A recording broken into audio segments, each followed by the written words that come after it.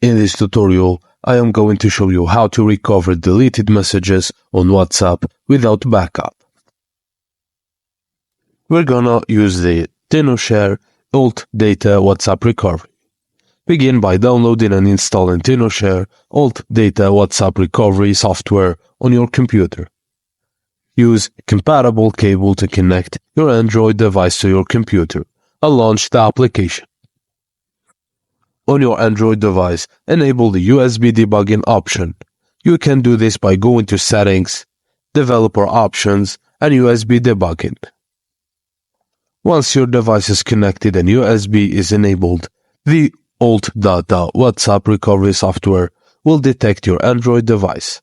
Click on Start in the software to initiate the scanning process. After scanning, reinstall WhatsApp on your Android device and create a backup of your data. The Alt Data WhatsApp Recovery software will scan the WhatsApp data on your device. After a few minutes, the recovery process will be completed, and you'll be able to see a list of recovered WhatsApp messages and attachments. And that's it, guys. Thank you for watching, and please don't forget to like and subscribe for more.